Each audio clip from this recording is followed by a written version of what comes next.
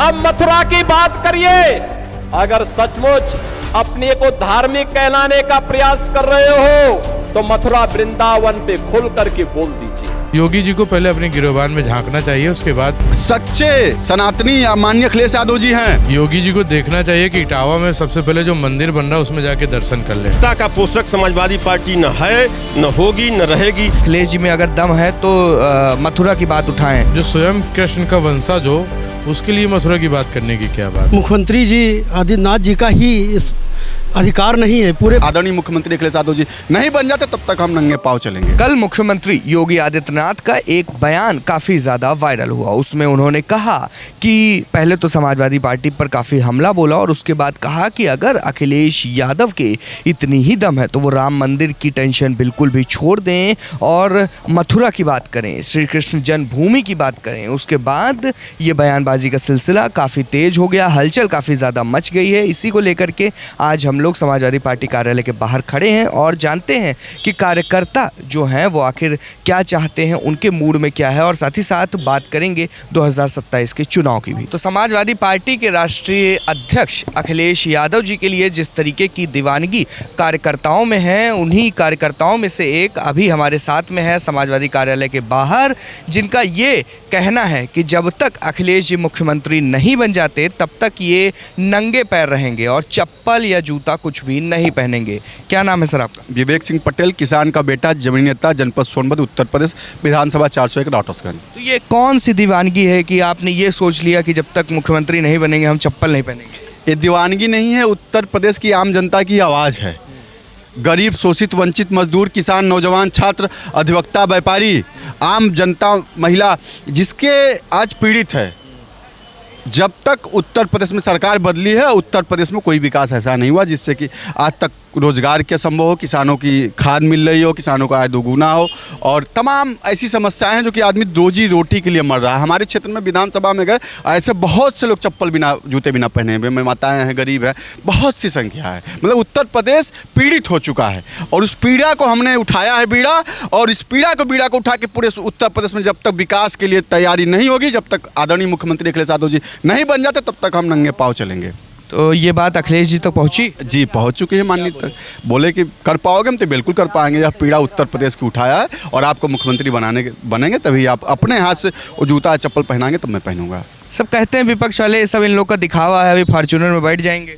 ऐसा बात है, विपक्ष वाले कुछ भी कह सकते हैं, वो सत्ता में हैं, उनका करने का समय है तो कर नहीं पा रहे हैं। उनकी असफलता है, वो हताशा है, और वो कुछ किए नहीं तो यही कहेंगे ना कि आज भी विकास में तो अखिलेश यादव दोषी हैं। विकास नहीं हुआ, पेपर लीक है तो माननीय अखिलेश यादव जी दोषी हैं। किसानों को खाद नहीं मिले तो माननीय अखिलेश यादव जी दोषी हैं। इनका भाषा ये है, कोई विकास ना हो तो कुल दोषी विपक्ष हो जाएगा। अच्छा ये बताइए, अभी योगी जी ने अपने भाषण में कल कहा कि राम मंदिर की टेंशन छोड़ दें, अखिलेश जी में अगर दम है तो मथुरा की बात उठाएं, वहाँ के आंदोलन में बढ़ चढ़ के हिस्सा लें। ऐसी बात है कि बात में क्यों नहीं दम है?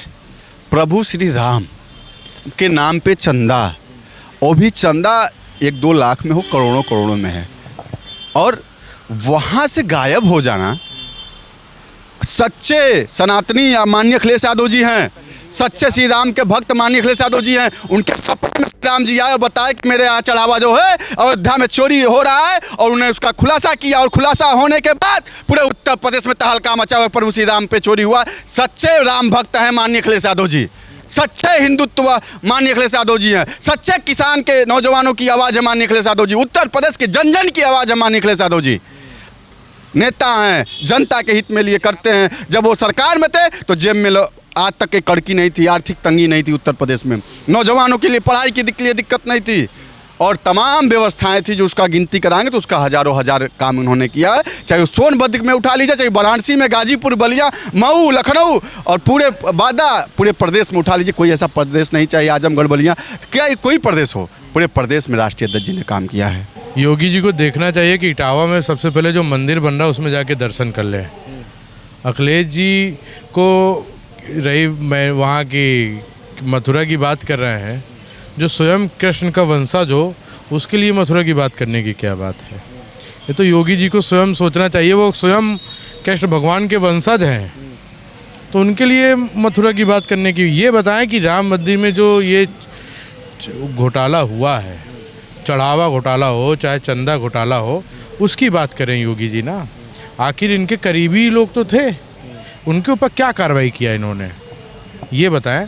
जाते हैं, हमेशा जाते हैं, फिर भी गए थे अभी, ये गए और जब जांच चल रही है उस समय इनका जाने का वहाँ पे क्या मामला था।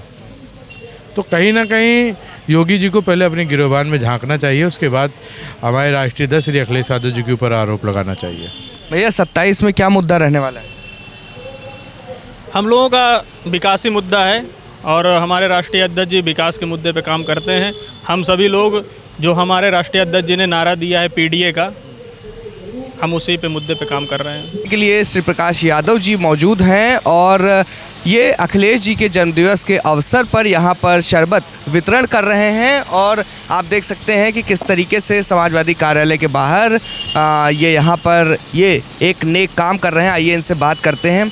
क्या आपने सोचा ऐसा कि आपने सोचा कि वितरण करवाया जाए? जी देखिए, एक राष्ट्रीय पदाधिकारी होने के नाते और मैं खुद दिव्यांग हूँ, तो मैंने पीडीए समरसता शरबत शिविर का आयोजन किया है और सर्वप्रथम दिव्यांगजनों को ही शरबत पिलाया गया है। यह इस कार्यक्रम की सबसे सरल खूबसूरत विशेषता है। हम ये देख रहे हैं कि अखिलेश जी का जन्मदिन भी आने वाला है और जगह जगह पोस्टर छपा हुआ है जिसमें लिखा है कि हम अखिलेश जी को गिफ्ट देंगे और वो है 2027 में मुख्यमंत्री बनाकर। क्या आपको लगता है ये हो पाएगा? बिल्कुल होगा।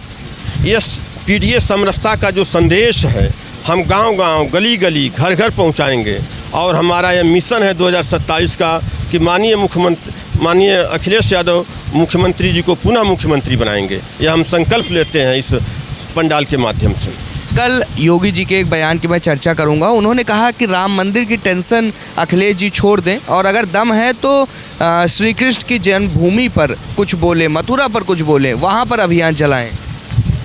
देखिए, समाजवादी लोग वसुधैव कुटुंबकम को मानने वाले हैं। राम की धरती, कृष्ण की धरती या अन्य किसी की धरती नहीं होती है। वसुधैव कुटुंबकम को हम लोग मानने वाले हैं, सभी धर्म को मानने वाले हैं, समानता के हम सभी पोषक हैं। मैं अराजकता का पोषक समाजवादी पार्टी न है, न होगी, न रहेगी, यह हमारा अटूट विश्वास है। अंत में आप क्या कहना चाहेंगे अखिलेश जी के जन्मदिवस पर जनता को और क्या अपील करना चाहेंगे उनसे? मैं जनता से अपील करना चाहता हूँ कि जो माननीय पूर्व मुख्यमंत्री जी के कार्यकाल में जो काम हुआ है वह विश्व का अनूठा काम है। माननीय अखिलेश जी ने ही प्रदेश को एक्सप्रेसवे दिया कि नहीं दिया, आप सभी को मालूम है। आज का जो एक्सप्रेसवे बन रहा है वह कितना सार्थक है, वह बहुत कमज़ोर बन रहा है, मानक की दृष्टि से सही नहीं है और आगरा का एक्सप्रेसवे आज भी जो है अटूट चट्टान की तरह खड़ा है। कि हमारी पार्टी, हमारे माननीय राष्ट्रीय अध्यक्ष जी सभी की बात करते हैं, कोई भी धर्म हो, और मंदिर मस्जिद ये तो हमारी आस्था है। इससे कोई केवल ये माननीय मुख्यमंत्री जी आदित्यनाथ जी का ही इस अधिकार नहीं है, पूरे भारत का अधिकार है। पूरे भारत के लोग आस्था से जुड़े हुए हैं, बल्कि पूरी दुनिया में कहीं ना कहीं लोग ईश्वर को किसी न किसी बहाने मानते ज़रूर हैं। इन लोगों के तरीके कोई ढिंढोरा नहीं पीटता है।